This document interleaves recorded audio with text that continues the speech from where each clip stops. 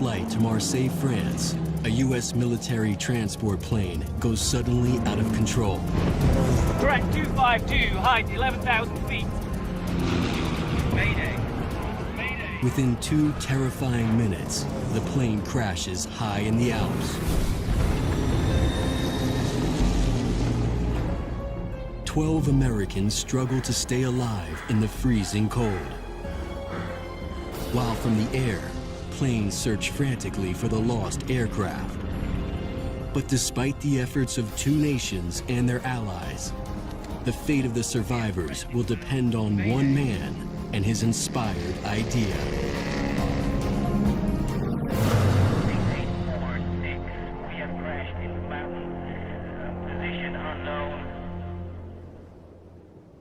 It's a region known for breathtaking vistas and stunning epic grandeur. Soaring mountain peaks, deep carved valleys, and ice-covered glaciers make the Swiss Alps one of the world's most majestic sights.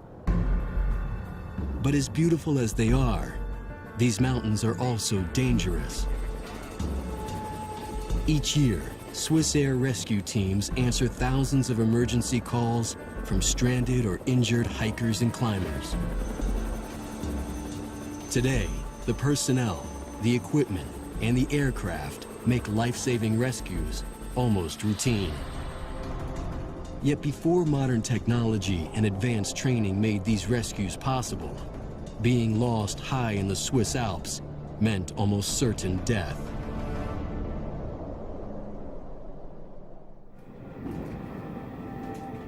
Alice McMahon knows the dangers of the Alps. She's the only living survivor of a 1946 plane crash that launched a new era in alpine mountain rescues. At the time, Alice was 11 years old, caught in a drama that riveted the world for days. This is her first time back in Switzerland since that crash. Alice is returning to the village of Meiringen. More than 65 years after the plane crash, very little has changed. A room in the local inn has photographs of the disaster. Alice sees how the world saw the events she lived through.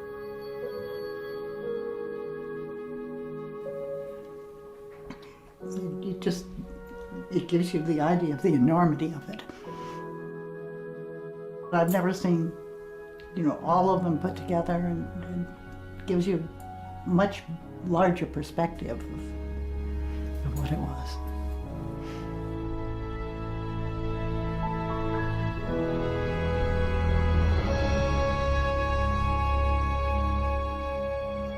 Munich, Germany, November 19th, 1946.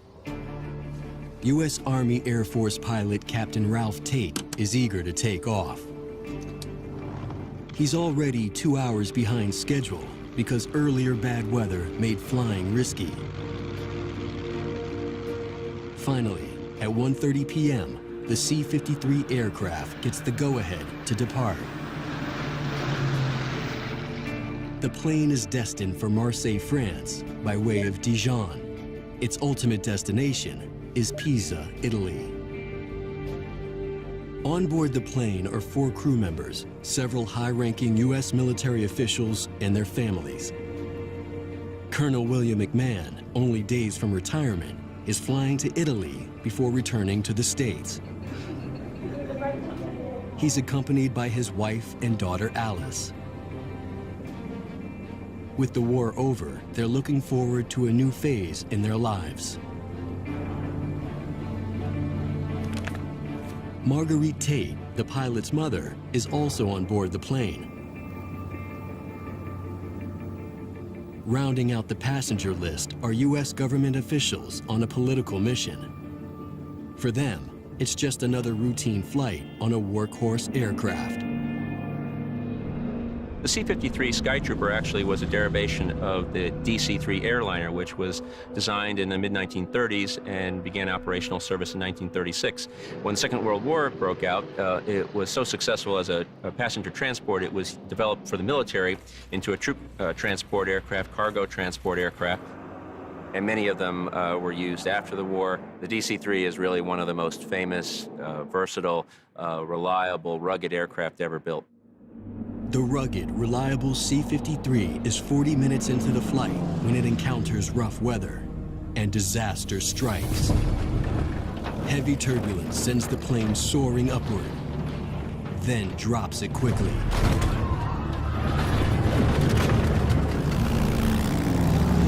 Track 252, height 11,000 feet.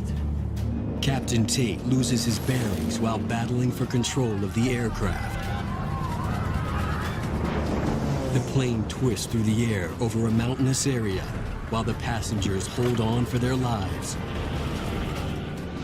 Then, hurtling 170 miles per hour through blinding conditions,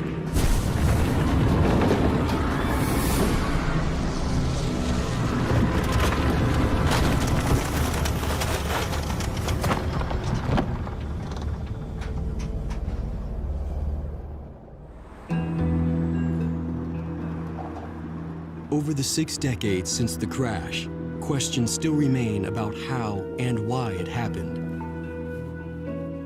Historian Roger Cornioli from Meiringen has studied the event for years. His interest was sparked when he heard about it as a young man, and he's been digging into it ever since. He knows many of the most minute details. The Swiss Air Force has reconstructed the flight. At the time, it was forbidden to fly over Swiss airspace. Every American pilot was aware of that during the war. Even after the war, the ban on flying over Switzerland continued.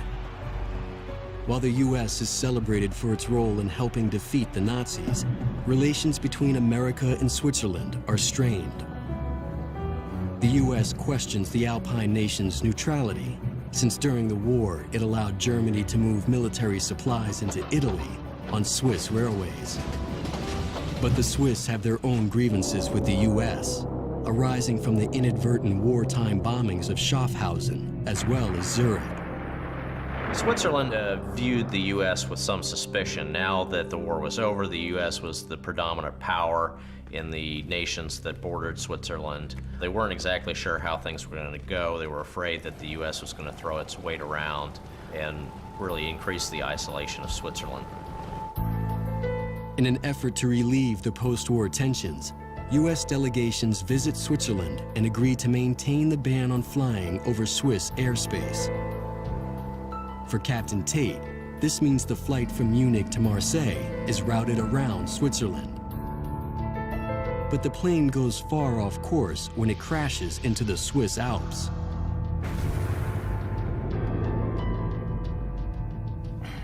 It's led Roger Cornioli to wonder, why did Captain Tate deviate from his prescribed route?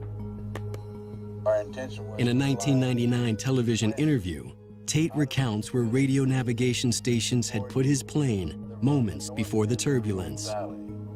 Towards a place called Dijon. So I called them on the radio and asked for what we call a radio fix. And they fixed me about over the French border, going west. They said that's where I was.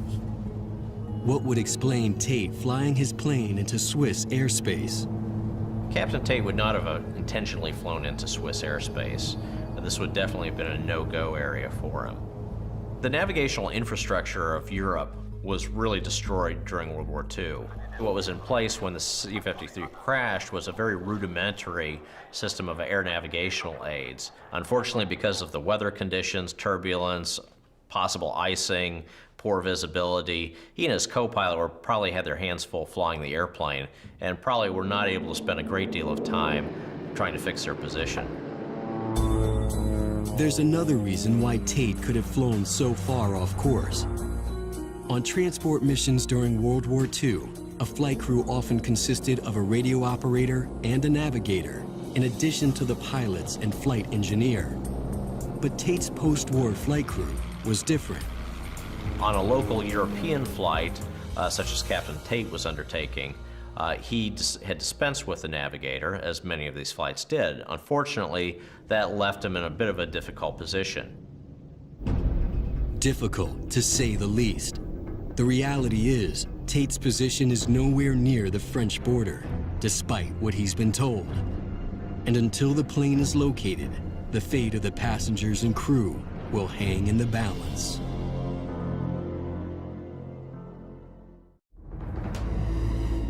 It's 2:30 p.m.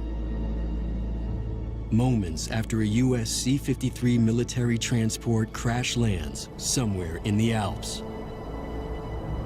Inside the debris-strewn cabin, there's only silence. Then, an injured Captain Tate staggers out from the cockpit. Bleeding from a cut to his head, he finds his mother, Marguerite. While everyone has survived the crash, some passengers are stunned, others severely hurt, including the flight engineer, Sergeant Wayne Folsom. Sergeant Folsom broke his knee. You take a knee injury like that, and it was very painful. Folsom is given morphine to help him cope with the pain. But he's clearly in urgent need of medical attention. Now, the passengers are realizing their situation. They don't know where they are. Outside, they see mountain peaks, snow, and ice. And they can only hope that their emergency distress call will be heard. Mayday, Mayday, this is flight Z68846. We have crashed in the mountains, position unknown, height 10,900 feet in deep fog and snow. Mayday, Mayday. When we sent out our radio signal, we got an answer. So when we got that answer, that assured us that somebody knew that we had crashed. While Tate's plane is known to have crashed, where it's crashed is another matter. Over 250 miles away, the airport in Marseille, the plane's destination, picks up the distress call. But it's also heard here at the Meiringen-Unterbach Air Base in Switzerland. The base commander, Victor Hug, is at work on a Fiesler Stork utility aircraft.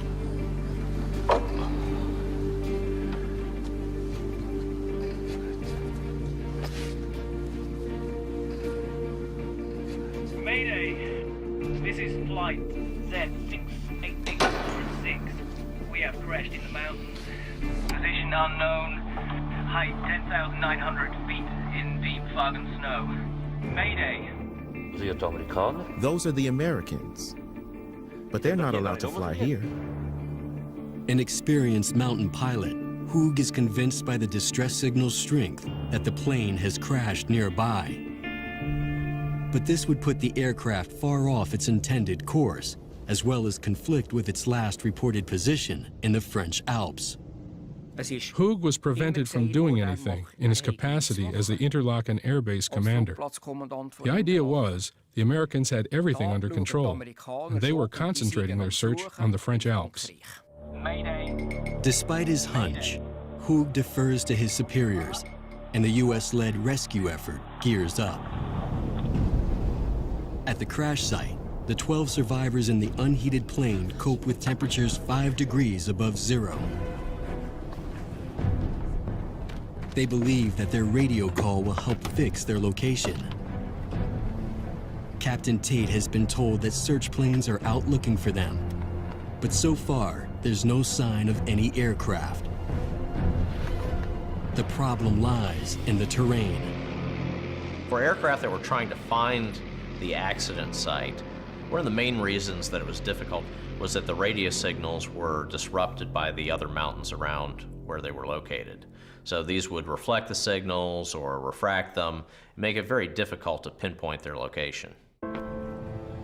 Adding to their difficulties, the passengers have only enough food and drink for the day's flight. But despite the increasing cold and the coming darkness, they're not about to give up.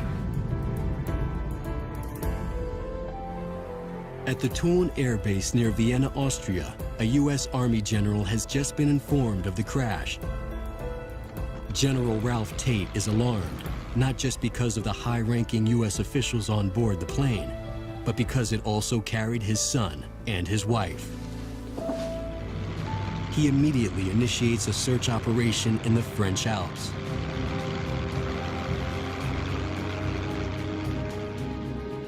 "80 aircraft are part of the search squadron under his personal command.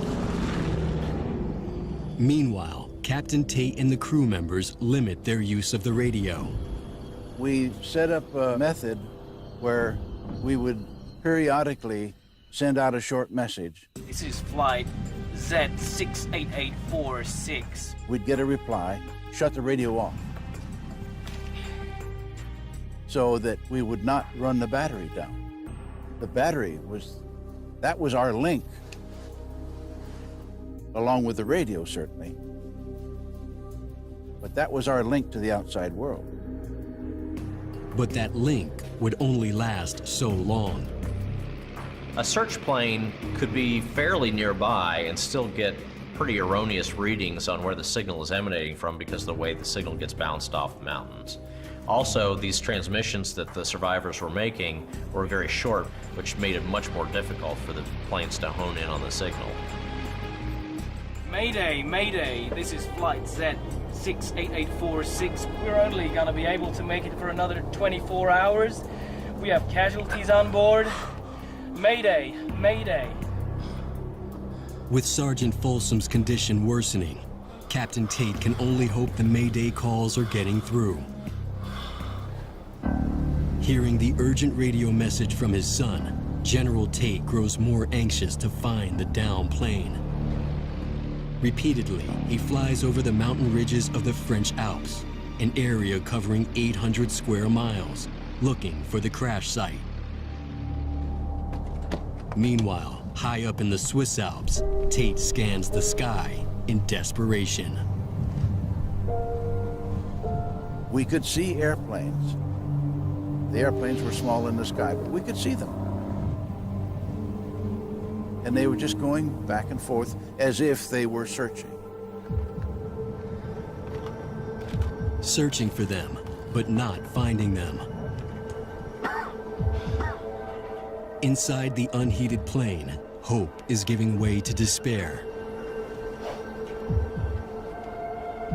The medical supplies are dwindling, and help is not at hand.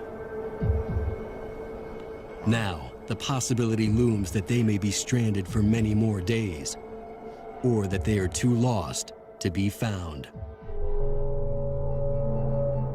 The November nights are long and bitterly cold. The Americans have rationed what little food they have. Meanwhile, using a mixture of the plane's gasoline and oil, Colonel McMahon and Captain Tate melt snow for more water. It might soon be all they have to survive.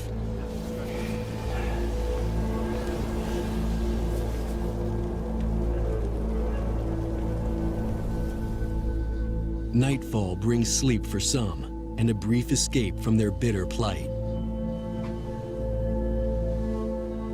Nothing stops the cold from seeping through the survivors' clothing.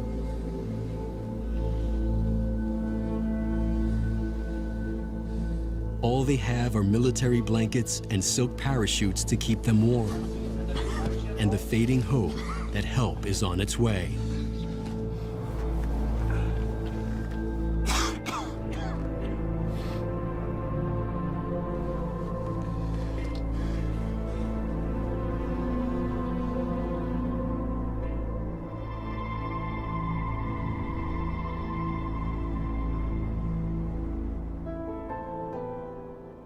Dawn finally arrives on a glacier high in the Swiss Alps.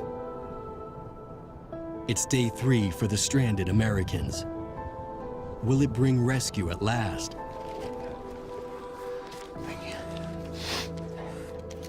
The uncertainty is putting an increasing strain on the passengers.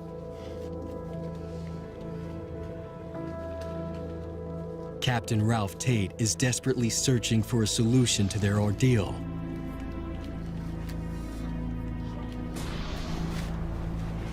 The only viable option is to send 2 men, his co-pilot and a former paratrooper, off to look for help.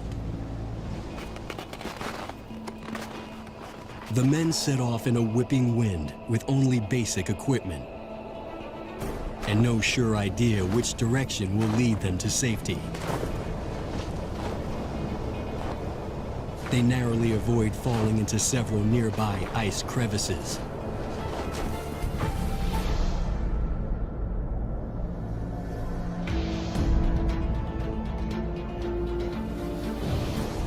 But the trek through the deep snow is wearing them down.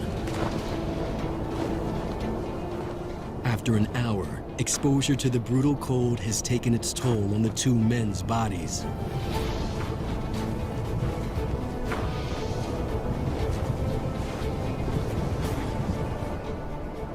With their last ounce of strength, they stagger back to the crash site. Frostbite claims their arms, legs, and feet. With it, their morale is weakening. It's okay, it's okay. Now, after this failed attempt to escape the snow and ice, they know they're still no closer to being rescued. The ordeal of 12 Americans lost in the Alps continues.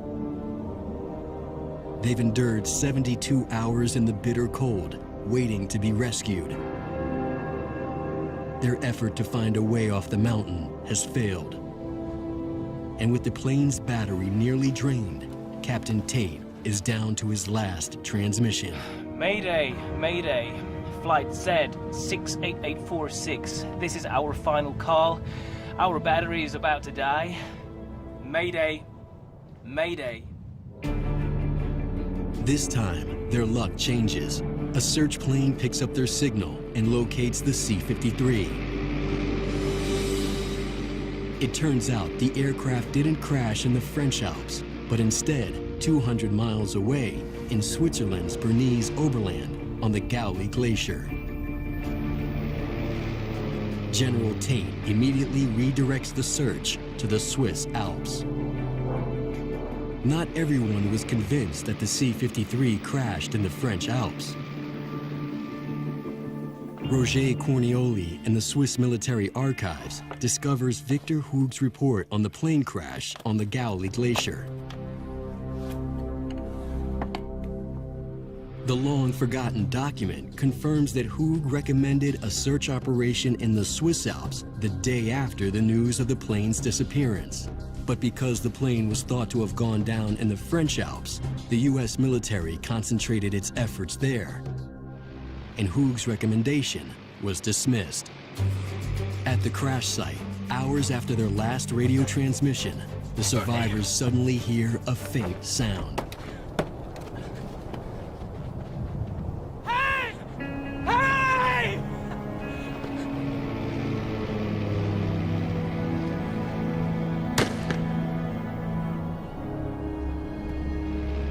After 3 days being lost, the stranded Americans have been found.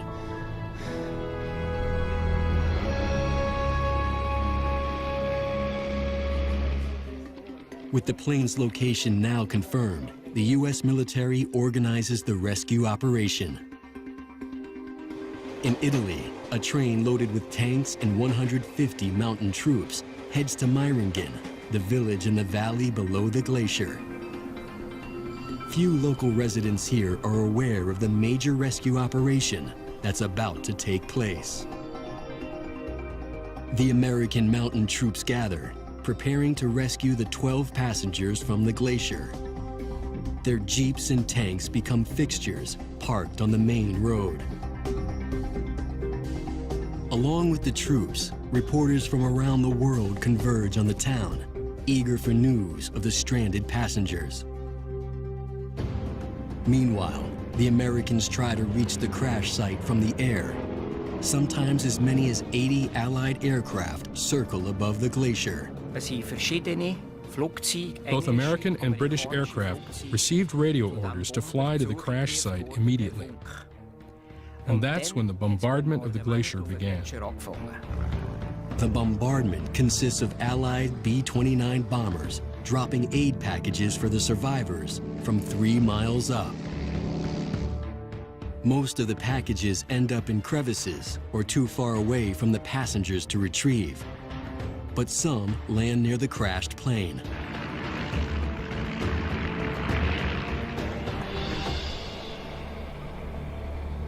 In the valley below the glacier, at the Unterbach Air Base, Captain Victor Hoog receives orders to drop food supplies and medication to the Americans. The aircraft for this assignment, the small, versatile, German-designed Fiesler Stork. The Stork is known for flying at lower altitudes and can drop packages with greater precision closer to the target. The Fiesler Stork was an extraordinary aircraft, a really great general utility aircraft, because it had this incredible capability to take off and land in very, very short distances over very varied terrain. The reason it was able to do that, it had what's called leading edge slats on the front edge of the wings, and also very large flaps that could extend from the rear of the wings, which gave it an increased amount of lift at very, very low airspeed. It could take off in just a very short distance at 35 to 40 miles an hour airspeed and drop in almost like a helicopter, just kind of coming in straight down, and it really was the all-purpose aircraft. Thanks to the aid packages, the stranded Americans enjoy fresh food for the first time in 3 days.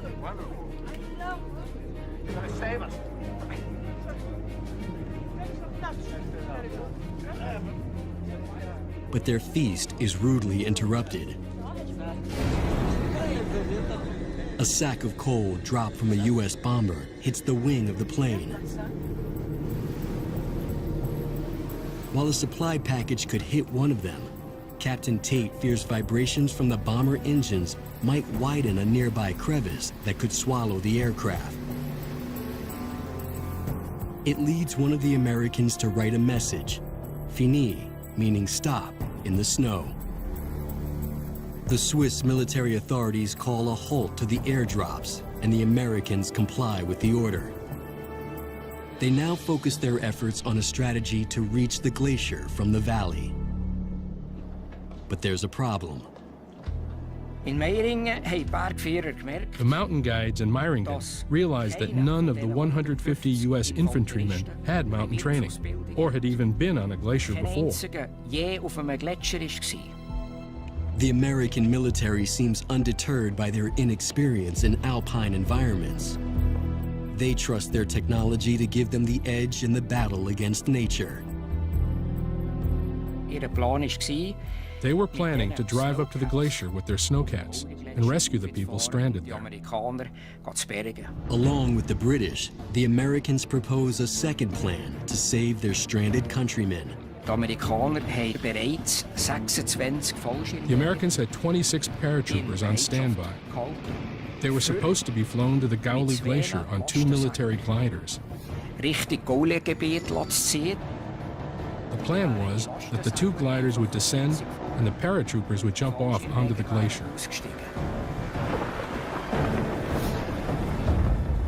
But because of the danger that rescuers might land in the crevices on the glacier, that plan is rejected.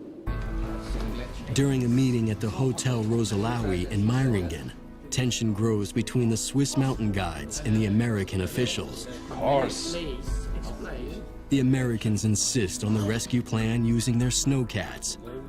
The Swiss object and decide to take matters into their own hands.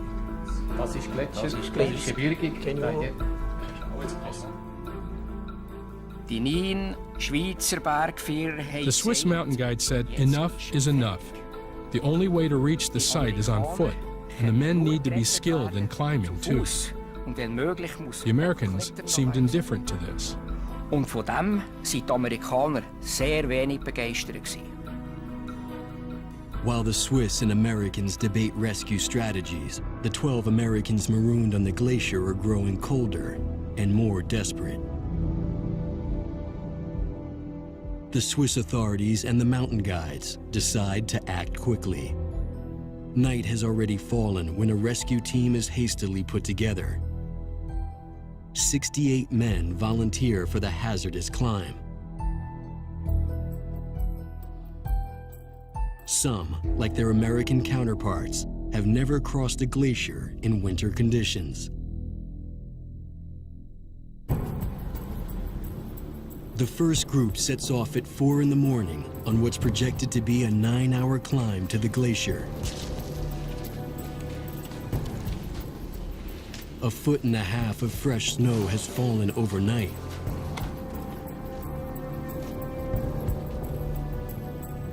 By daylight, they've climbed nearly halfway to the crash site, while the temperature has fallen to 5 degrees above zero. A local Swiss cameraman films the treacherous climb. Many of the volunteers have set off in ordinary clothing and are poorly equipped for the alpine environment.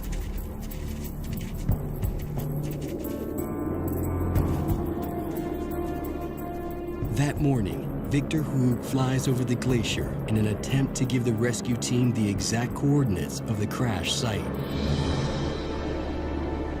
He radios that the location of the plane is farther away than originally thought. The guides realized that the new location added 6 hours to their hike. It pushed some rescuers to the limits of their endurance.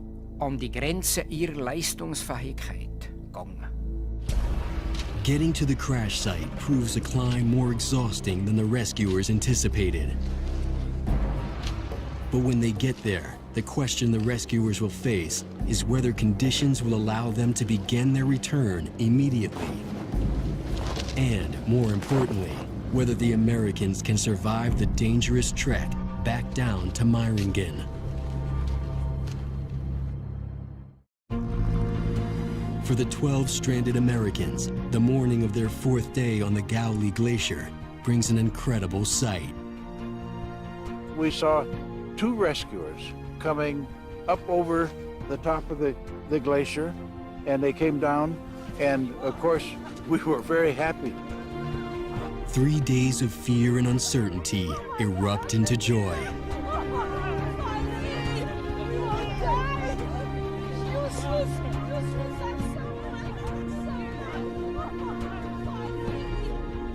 The last of the rescuers arrive at 4 p.m., 12 hours after starting out from Meiringen. By now, it's too late in the day to begin their return, and there's not enough room inside the plane for 68 additional men.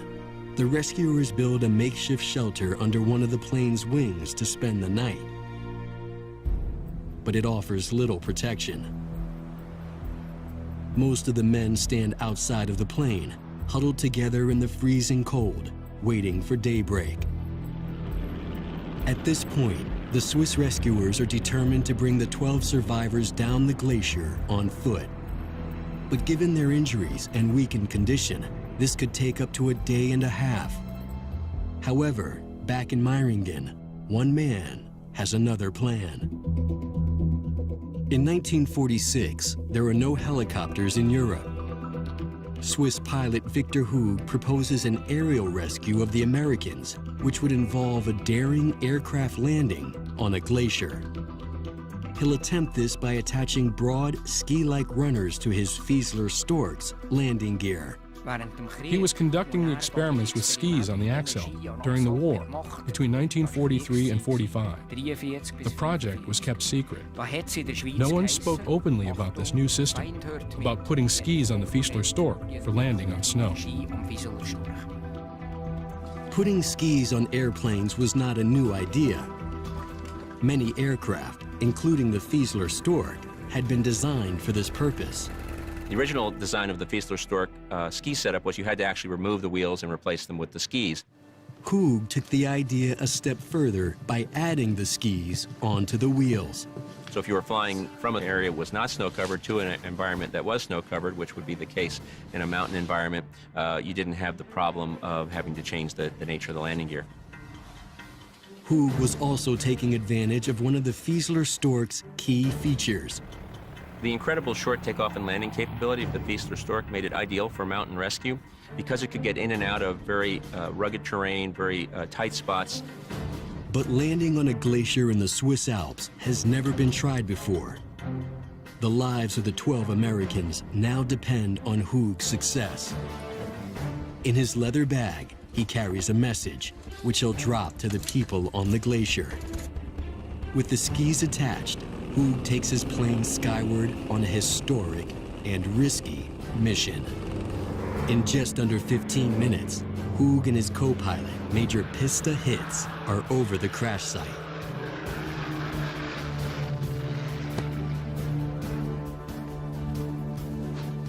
Eddie, home! Freddie, come here.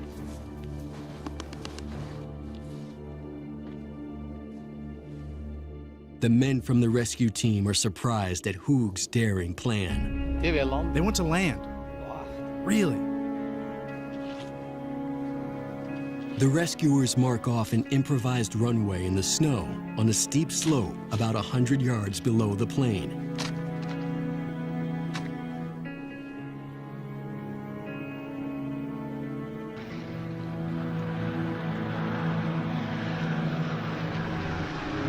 Hoog makes a final circle.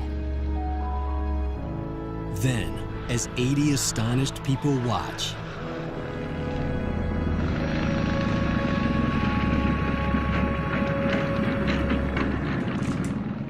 Victor Hoog and Major Hitz landed. It was wonderful. What a sight. Hoog and Hitz are welcomed by the rescuers and survivors, who hope their ordeal is nearly over. The plan is to take several survivors at a time on board the plane and fly them to safety. Victor Hoog and Major Hitz waste no time. The passengers with the most serious injuries are to be flown out first. The question is, can the Fieseler Stork get airborne off the glacier? The plane's short takeoff capability is well known. The Fieseler Stork could actually, in the right conditions, take off in as little as 50 feet. It could take off 35 to 40 miles an hour airspeed at a very, very high angle of attack. But are these the right conditions? The plane skitters down the glacier, attempts an ascent, and it's skyward.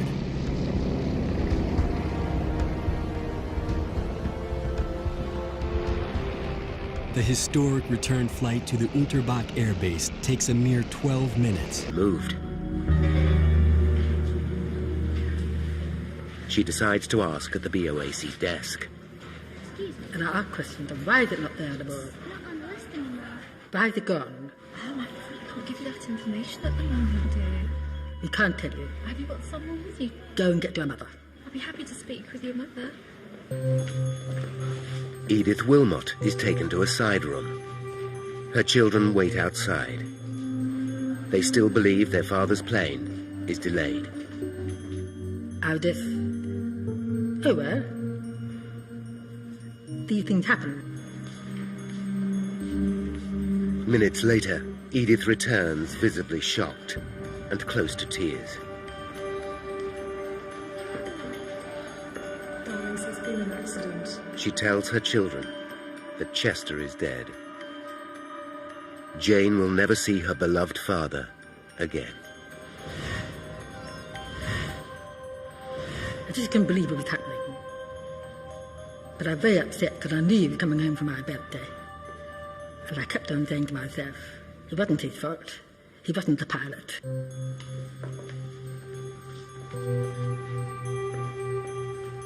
The grim task of informing friends and relatives continues. Patricia Knight can scarcely believe what she hears.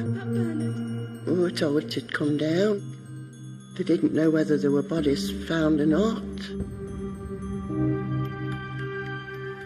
And there was nothing we could do. In an instant, Pat's hopes for the future are destroyed.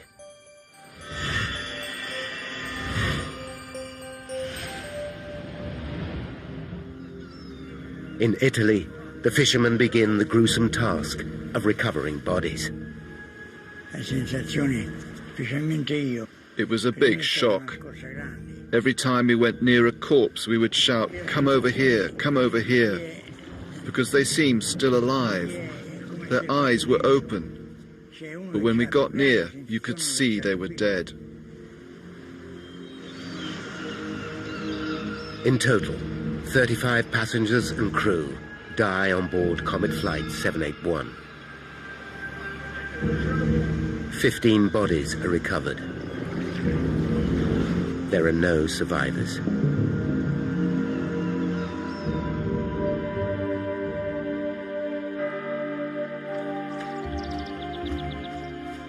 The dead are carried to a small chapel in Port Azzurro.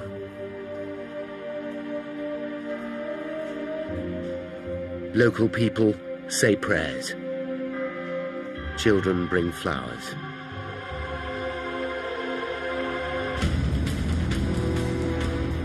The horrific crash is headline news around the world.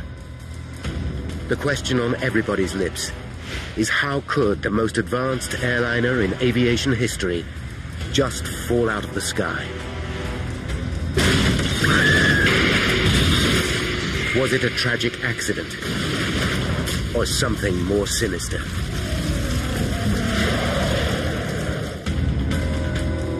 In 1954, the mysterious crash of the comet dominates the thoughts of the British nation. Within hours of the crash, a team of experts working for BOAC begin a technical examination of the comet fleet. They must discover if there's a flaw in the design or a manufacturing fault. Britain's position as the world leader in passenger jet travel depends upon it. The inquiry that follows will turn into one of the most complex and important in aviation history. Now, by going deep into the investigation, we can reveal the critical chain of events that caused the downing of Flight 781. Paul Withy is an aviation metallurgist. For 6 years, he studied the comet investigation and is an expert on this turning point in aviation safety. Withy knows that with no established protocol for air crash investigation, it was an epic task.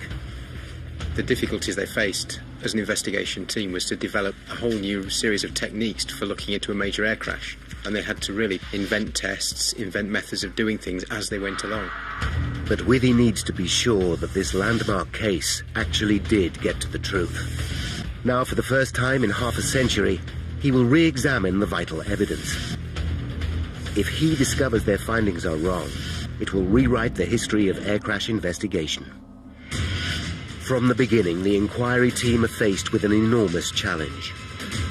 In 1954, the investigation team had no black boxes. They had no flight data recorders. They had no way of understanding what was going on in the plane at the time of the accident.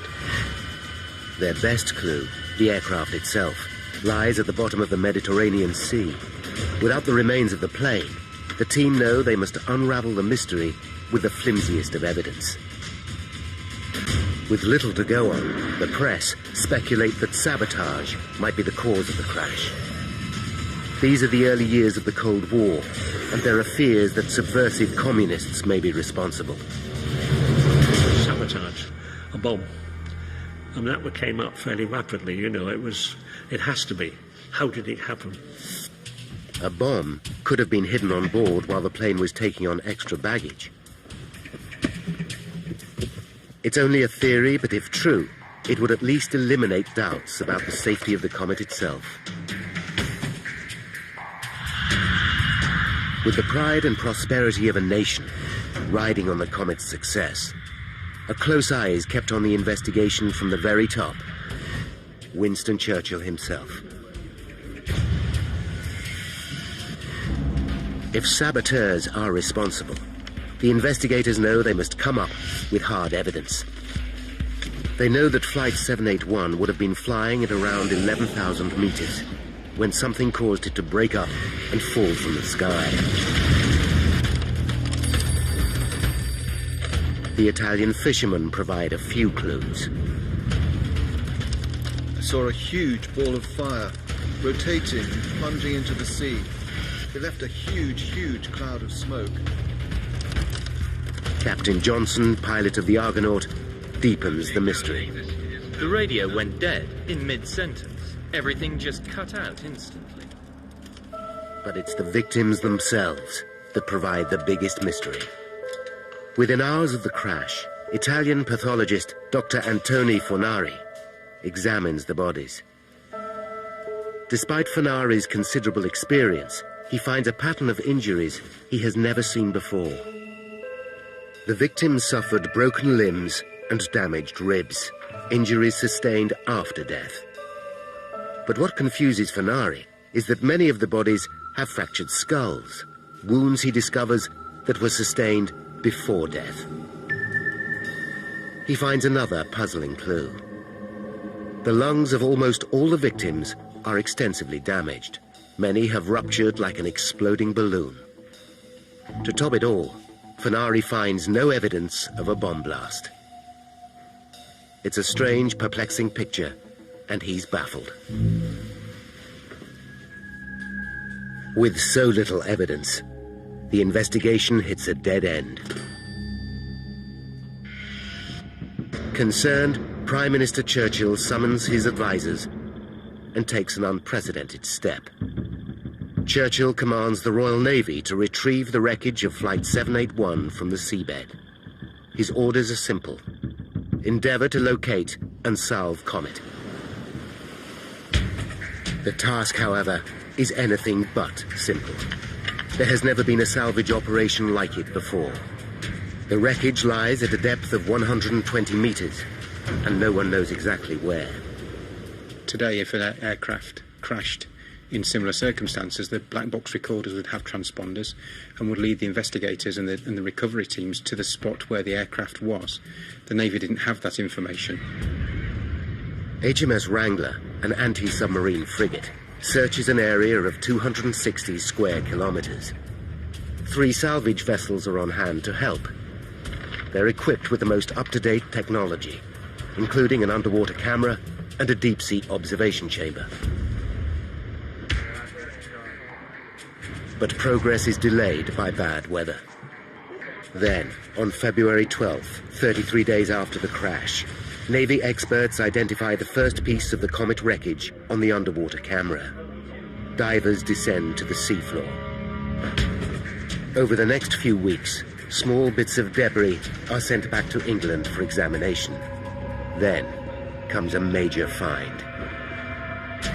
A large section of the rear fuselage is located and brought to the surface. Meanwhile in London, the Comet fleet sits idle. BOAC hemorrhages cash at the rate of £50,000 per week. With so much invested in the aircraft, pressure builds to get the planes back into the air.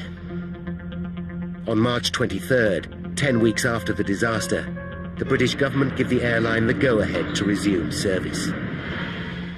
At London Airport, a Comet airliner about to leave for Johannesburg was taking out extra crew members. Press and television attend the relaunch. Everybody was in high spirits at the resumption of Comet flight. BOAC Chairman Sir Miles Thomas gives the Comet a public vote of confidence.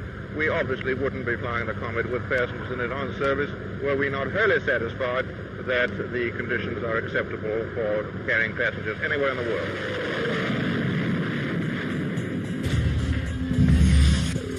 Wreckage from Flight 781 arrives in England piece by piece. Investigators identify and mark every fragment. In a hangar, carpenters build a wooden frame of the Comet aircraft. As the wreckage accumulates, they wire each piece onto this skeleton. Now, with the entire Comet fleet back in service, it's more important than ever to find the cause of the crash. The lives of hundreds of passengers depend on it.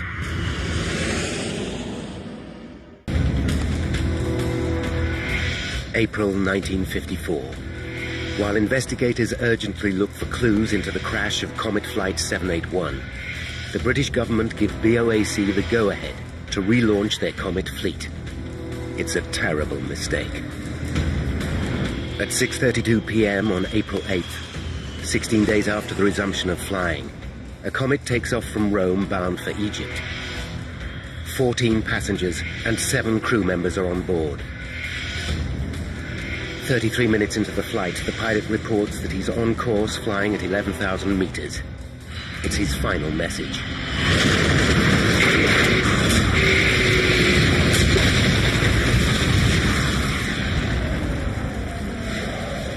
A further 21 people are dead. The news sends shockwaves around the world. Barely a fortnight after reassuring the public the Comet is safe to fly, BOAC's chairman publicly admits that he was wrong. Obviously, we cannot continue to carry the public in comets until this disaster is fully explained. Similarities between the two accidents are uncanny. Both planes were refueled and checked at Rome by the same engineers, including Jerry Bull. You just can't accept that an aeroplane like this, again, it's gone down the same way, and you've lost these people again. Both aircraft were flying at an altitude of around 10,000 meters. Both crashed into the sea shortly afterwards. It seems there must be a flaw in the aircraft itself. Churchill acts decisively.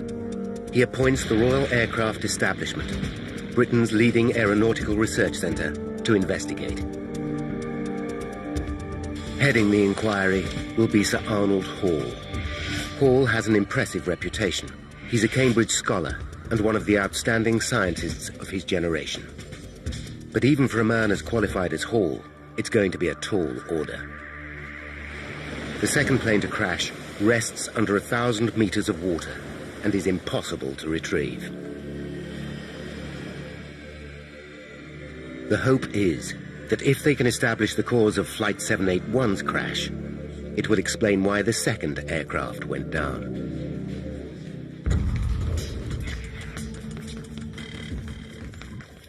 Over the next 4 months, 781's wreckage is methodically pieced together at Sir Arnold Hall's headquarters in Farnborough. It's groundbreaking work. Never before on that scale had an aircraft been reassembled by anyone, and the investigation team had to learn how to do it and develop the techniques and tools to reassemble a very badly damaged aircraft. As they examine each piece of debris, they find intriguing clues. Bits of carpet, pills from the first aid cabinet, a corner of a mirror from the toilet, and scraps of passengers' luggage are all found wedged into the rear end of the fuselage, under the root of the tail fin. It suggests an explosion at the front of the cabin that blasted personal belongings to the rear of the plane. The question is, how and where did the explosion start? As the wreckage begins to provide some clues, so too do the victims. 4 of the bodies retrieved from the second crash are flown to Britain for post-mortem. The pathologist finds identical injuries to those of Flight 781, fractured skulls and ruptured lungs. Hall has a hunch. Could the entire plane have burst like a balloon? After all, the pressurized cabin designed to keep passengers comfortable would mean that the aluminium skin of the Comet is highly stressed. Any structural failure, and it might simply explode of its own accord.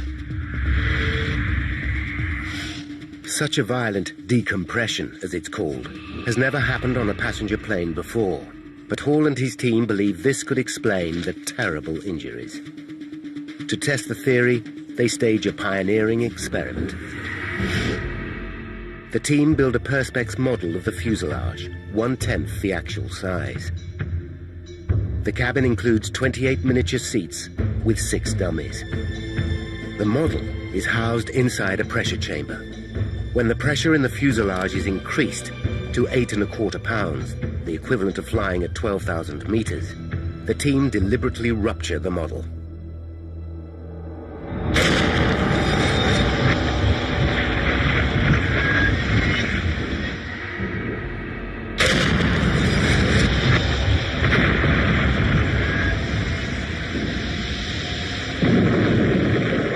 A high-speed camera captures the results. The rapidly escaping air causes a tremendous release of energy. Seats tear apart and fly through the air. The dummies catapult vertically and smash their heads on the cabin roof. It's a graphic demonstration of a phenomenon experts like Paul Withy understand only too well. The pressure cabin exploding is the same as a 500-pound bomb going off inside the cabin. The experiment appears to explain how the victims of both flights sustained such horrifying head injuries. Not only that, the sudden change in pressure would cause the air inside the victims to expand rapidly, rupturing their lungs instantly. If explosive decompression can explain what happened to both planes, the team must discover exactly what caused the weakness in the structure of the fuselage. But a failure in the aluminium skin seems implausible. The manufacturer's own tests show the natural life expectancy of the fuselage is over 10,000 flights, many more than the number flown by the 2 crashed planes.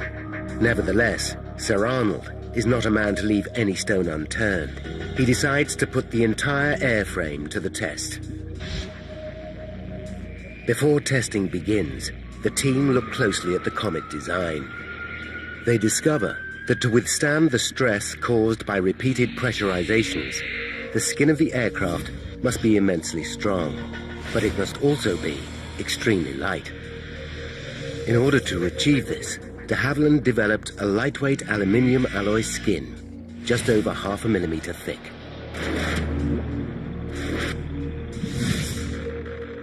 The Comet's skin thickness was as thin as the designers dared go to withstand the cabin pressurization, and it was fixed by how little they thought they could get away with.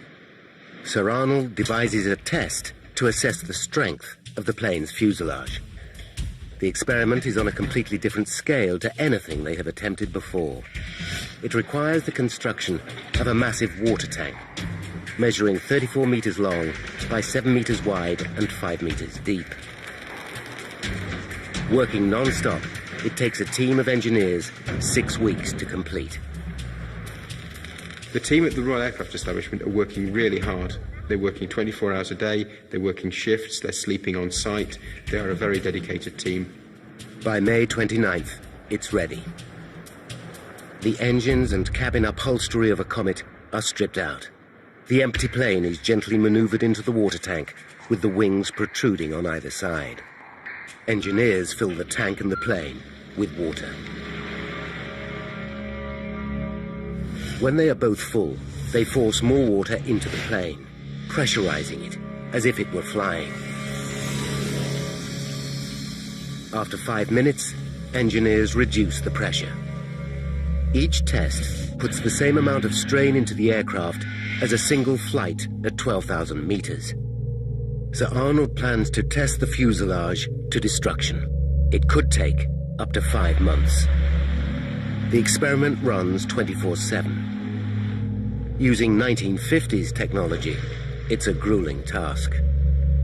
Today we wouldn't do a water tank test. We'd actually use computer modelling and computer simulation to understand how the aircraft would behave. As the tests continue, there are other lines of inquiry. In mid-June, 5 months after the crash of Flight 781, the team assembled 2/3 of the fuselage onto the wooden frame. Half a wing lies on the floor. It's now clear from the tears in the metal that the aircraft has indeed decompressed violently and blown apart at the